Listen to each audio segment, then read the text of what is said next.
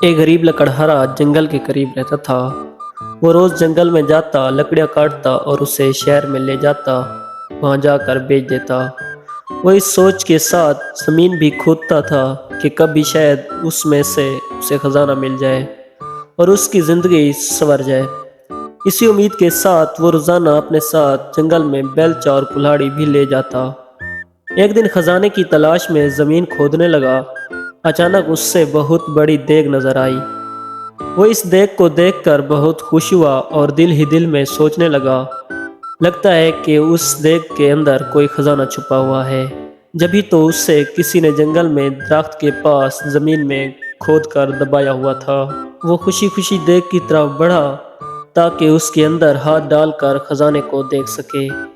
उसने जब देग में हाथ डाला तो उससे पता चला कि देग के अंदर तो बिल्कुल कुछ नहीं, देग तो बिल्कुल खाली है। उसने गुस्से में देग उठाकर दरख्त के पीछे रख दी। कुछ देर वो खजाने की तलाश में जमीन खोदता रहा, लेकिन उसके हाथ कुछ न आया।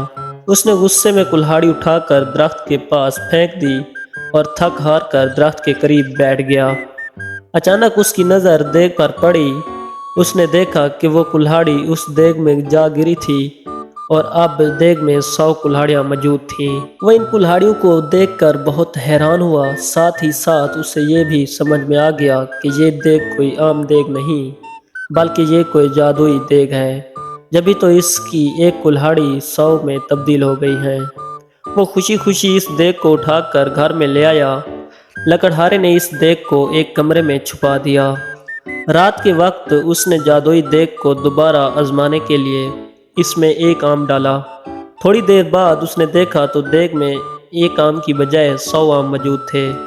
अब तो उसका यकीन पुख्ता हो गया कि ये वाकई कोई जादुई देग है। वो इस देग से सोने के सिक्के वगैरह निकाल कर इन्हें बेचता रहा और अमीर हो गया। अमीर होने के बाद वो दूसरे गरीबों की मदद भी करता। इसके पास अगर कोई गरीब शख्स आता तो वो कभी उसे खाली हाथ नहीं लुटाता था। यही वजह है कि वो मुल्क भर में अपनी सखावत की वजह से मशहूर हो गया। उसके अचानक अमीर हो जाने और जादुई देग की कहानी हर जगह फैल गई। उस मुल्क के बादशाह के पास भी इस जादुई देग की खबर पहुंची। बादशाह बहुत लालची था, उसके पास अपना बहुत सारा खजाना मौजूद था, लेकिन इसके बावजूद उसे मजीद खजाने की हवस थी। उसने सोचा कि ये देग अगर उससे मिल जाए तो उसके खजाने में मजीद इजाफा हो जाएगा। इस सोच के साथ बादशाह ने हुक्म दिया कि लकड़हारे और उसकी देग को महल में लाया जाए। खादिम गए और बादशाह की हुक्म की तकमील की और लकड़हारे को देग समेत पकड़कर महल में ले आए। लकड़हारे से बादशाह ने वो देग ले ली और उसका मुआयना करने लगा। अचानक वो अपने कदम ना संभाल सका और उसका पाँव देग में जा पड़ा। अब जादुई देग की वजह से एक बादशाह की बजाय 100 बादशाह निकल आए। एक जैसे 100 बादशाह में एक असली बादशाह भी था, बाकी जादुई थे। अब इसमें पहचान नहीं हो रही थी कि असली बादशाह कौन है। वो सब देग के असूल और लालच की वजह से एक दूसरे से लड़ने लगे। यूं सब ने एक दूसरे को जादुई देग के लालच में कत्ल कर दिया।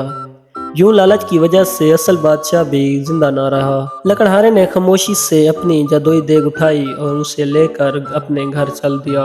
नाजरीन, अगर हमारी स्टोरी अच्छी लगी हो तो हमारे साथ ज़रूर तावन करें और हमें सपोर्ट करें और हमारे चैनल को सब्सक्राइब करें। शुक्रिया, मिलते हैं नेक्स्ट वीडियो में।